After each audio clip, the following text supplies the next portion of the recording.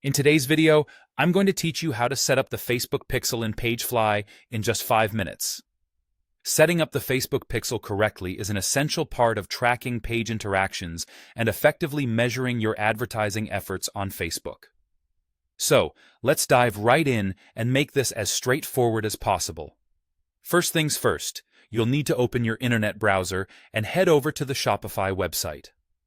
Navigating to Shopify is your gateway to accessing various tools you'll need for managing your online store, plugging into Pagefly, and, of course, setting up that all-important Facebook pixel.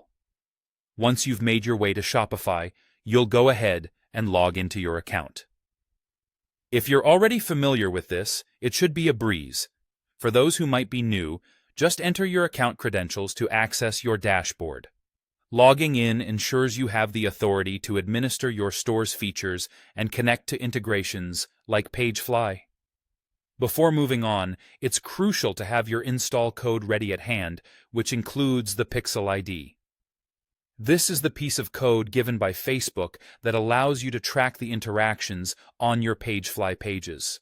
So, ensure you've copied this code from your Facebook account or document where you usually store your important snippets. Next, head over to the Pagefly editor. This is where you handle the customization aspect of your store's pages and elements. Getting familiar with the Pagefly editor can enhance how you design and manage the efficiency of tracking on your website. Take a moment to explore if you're new here, as understanding this tool will assist you in smoothly integrating the pixel code. With the editor open, direct your attention to the left sidebar, where you'll see an option for the custom code editor. This is where we'll paste the Facebook install code. Click on it, and then choose the JavaScript option. Here is where you add any custom scripts or modification codes to your store's functionality.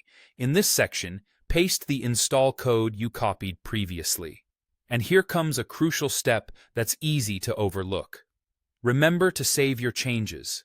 Click the Save button to ensure all the edits you've made are applied correctly. Saving is vital as it updates your Pagefly pages with the new functionalities, including the pixel that you've just integrated.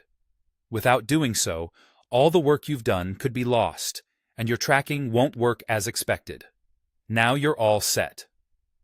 By following these simple yet critical steps, you've successfully installed the Facebook pixel on your Pagefly pages, enabling effective tracking of your website's performance.